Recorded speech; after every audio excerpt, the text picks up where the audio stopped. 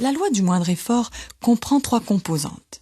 Il y a 3 choses que vous pouvez faire afin de mettre en pratique ce principe qui consiste à en faire moins et à accomplir davantage. La première composante est l'acceptation. L'acceptation signifie simplement que vous preniez un engagement. Aujourd'hui, j'accepterai les gens, les situations, les circonstances et les événements tels qu'ils se produiront. Je saurai alors que ce moment est tel qu'il devrait l'être, car l'univers entier est tel qu'il devrait l'être. Ce moment, celui que vous vivez à l'instant présent, est le point culminant de tous les moments que vous avez vécus par le passé. Ce moment est tel qu'il est, car tout l'univers est tel qu'il est. Lorsque vous luttez contre ce moment, vous luttez en fait contre tout l'univers. Par contre, vous pouvez prendre la décision aujourd'hui de ne pas accuser l'univers en acceptant ce moment. Votre acceptation de ce moment en sera donc totale et absolue. Vous acceptez les choses telles qu'elles sont, et non pas telles que vous souhaiteriez qu'elles soient en ce moment. Et quand vous aurez accepté les choses telles qu'elles sont, vous serez prêt à accepter la responsabilité de votre situation et de tous les événements que vous percevez comme des problèmes. Ceci nous emmène à la seconde composante de la loi du moindre effort, la responsabilité. Quelle est la signification de ce mot? La responsabilité veut dire ne pas jeter le blâme sur quiconque, ni sur quoi que ce soit pour la situation dans laquelle vous vous trouvez. Une fois que vous aurez accepté cette circonstance, cet événement, ce problème, la responsabilité signifiera alors d'avoir la capacité de réagir de façon créative à cette situation telle qu'elle se présente maintenant. Chaque problème contient l'embryon d'une nouvelle occasion, et cette prise de conscience vous permet d'analyser le moment présent et de le transformer en une situation ou une réalité meilleure. La troisième composante de la loi du moindre effort, c'est d'être totalement sans défense, abandonné, ce qui signifie que votre conscience prend racine dans cet état d'abandon, et que vous avez renoncé au besoin de convaincre ou de persuader les autres de l'importance de votre point de vue. Si vous observez les gens autour de vous, vous verrez qu'ils passent 99,9% de leur temps à défendre leur point de vue. Si vous renoncez au besoin de défendre votre point de vue, vous verrez que grâce à ce renoncement, vous aurez accès à d'énormes quantités d'énergie que vous aviez gaspillées par le passé. Lorsque vous êtes sur la défensive, que vous blâmez les autres et que vous n'acceptez pas de vous abandonner à l'instant présent, votre vie est entravée par la résistance. Chaque fois que vous faites face à de la résistance, soyez conscient que si vous forcez la situation, la résistance ne fera que s'accroître. À quoi bon être rigide comme un grand chêne qui se brise et s'effondre dans la tempête? Il faut plutôt se montrer souple comme un roseau qui ploie dans la tourmente. Mais qui survit?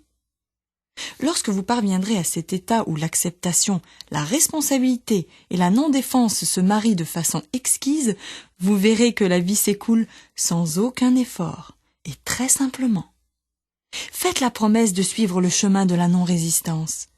C'est le chemin qu'emprunte l'intelligence de la nature, spontanément, sans friction et sans effort. Gardez l'esprit ouvert et soyez réceptifs à tous les points de vue. Ne soyez pas attachés de façon rigide à l'un d'eux.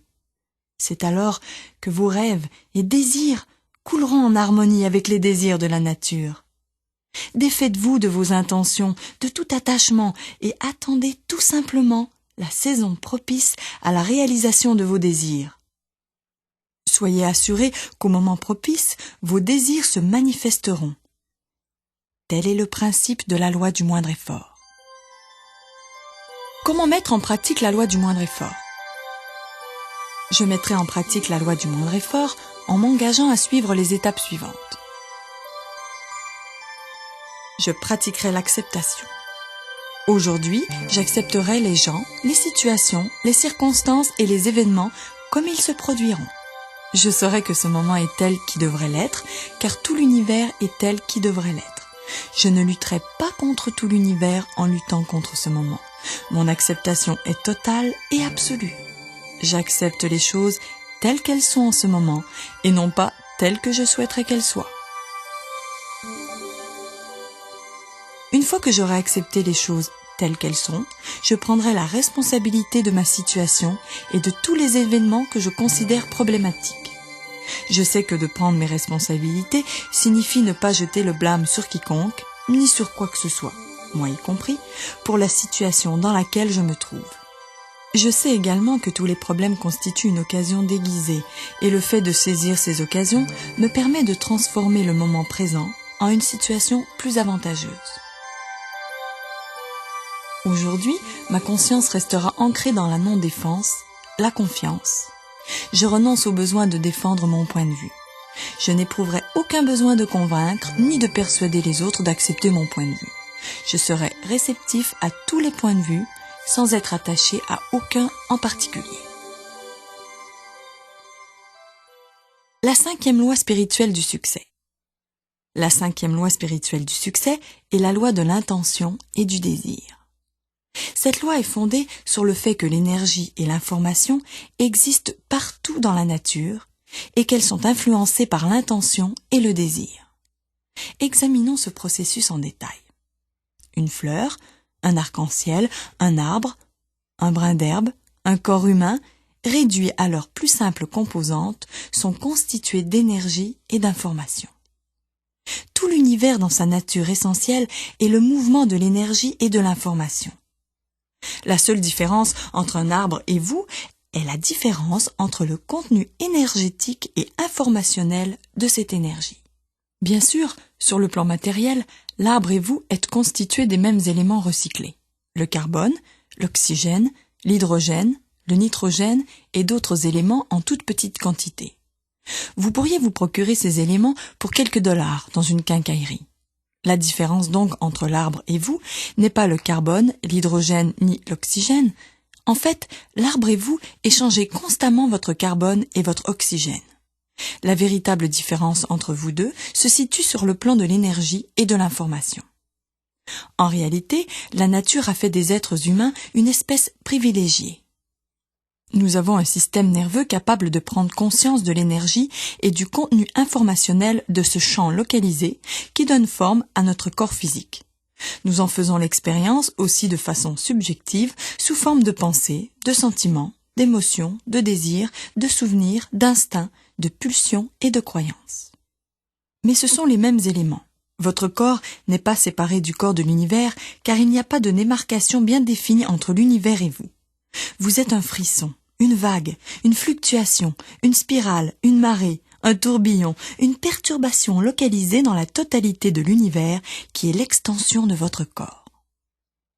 Le système nerveux des êtres humains est capable non seulement de prendre conscience de l'information et de l'énergie de son propre univers, mais étant donné que la conscience est infiniment flexible et grâce au magnifique système nerveux dont nous disposons, nous sommes en mesure de changer consciemment le contenu informationnel qui engendre notre corps physique.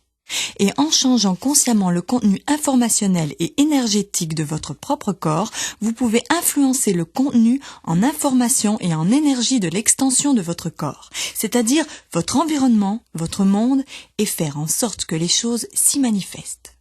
Ce changement conscient est causé par les deux qualités inhérentes à la conscience, l'attention et l'intention. L'attention donne de l'énergie et l'intention transforme. Toutes les choses sur lesquelles vous concentrez votre attention s'épanouiront dans votre vie. Toutes les choses dont vous éloignez votre attention se flétriront, se désintégreront et disparaîtront. Par ailleurs, l'intention déclenche une transformation de l'énergie et de l'information. L'intention est le véritable pouvoir qui se cache derrière le désir. C'est en fait le désir dissocié de l'attachement face au résultat. La qualité de l'intention centrée sur l'objet de l'attention déclenche un nombre infini d'événements dans le temps et dans l'espace qui provoquent le résultat escompté à condition que les autres lois spirituelles du succès soient observées. Cela est attribuable au fait que l'intention dans le sol fertile de l'attention a un pouvoir organisationnel infini. Ce pouvoir organisationnel infini signifie ce pouvoir d'organiser simultanément un nombre infini d'événements dans l'espace et dans le temps.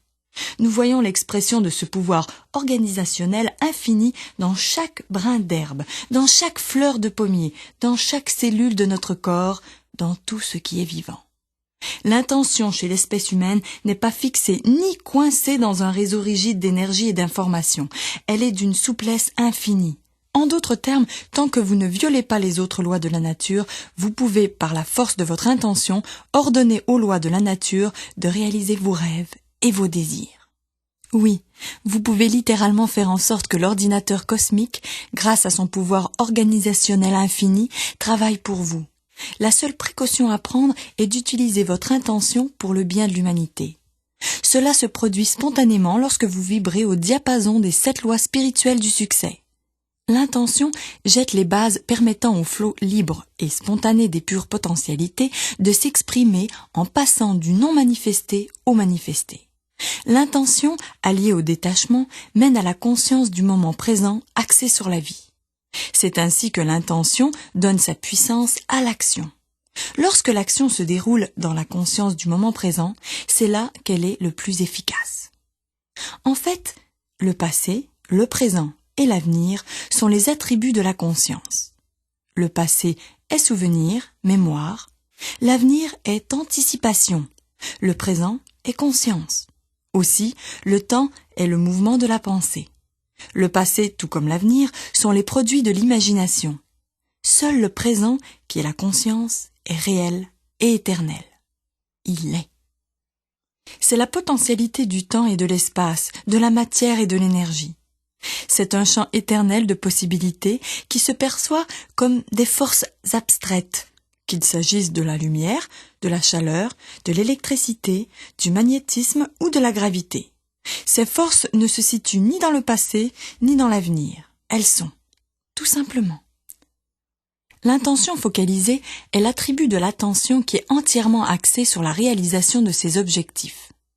L'attention focalisée signifie centrer votre attention sur le résultat escompté avec une telle force et une telle détermination que vous refusez catégoriquement de vous concentrer sur les obstacles. Cela signifie que tous les obstacles sont entièrement et absolument exclus du domaine de la conscience. Si votre conscience est axée sur le moment présent et sur la vie, les obstacles imaginaires, qui constituent 90% des obstacles que nous percevons, se désintègrent et disparaissent. Les autres 5 à 10% des obstacles perçus peuvent être transmués en possibilités par le biais de l'intention focalisée. Lorsque vous aurez appris à canaliser la puissance de l'intention, vous serez en mesure de créer tout ce que vous désirez. L'intention engendre sa propre puissance lorsque vous suivez les 5 étapes suivantes pour réaliser vos désirs. Glissez-vous dans l'espace silencieux entre les pensées. Cela signifie se centrer sur ce moment où il n'y a plus de pensée. Faire le vide dans ses pensées de façon à pénétrer le silence, c'est-à-dire ce niveau d'être dont vous êtes l'essence. Deuxièmement, une fois que vous serez parvenu à cet état d'être, libérez-vous de vos intentions et de vos désirs. Troisièmement, restez dans cet état de référence axé sur le soi. Cela signifie rester ancré dans la conscience du véritable soi, votre âme, votre connexion au domaine des pures potentialités. Cela veut dire également ne pas se percevoir par les yeux d'autrui, ni se laisser influencer par les opinions et les critiques des autres. D'ailleurs, une manière très efficace de rester dans cet état de référence axé sur le soi, c'est de garder vos désirs pour vous, de les garder secrets et de ne pas les partager avec quiconque, sauf avec une personne qui s'associe exactement au même désir que vous et avec laquelle vous entretenez des liens étroits.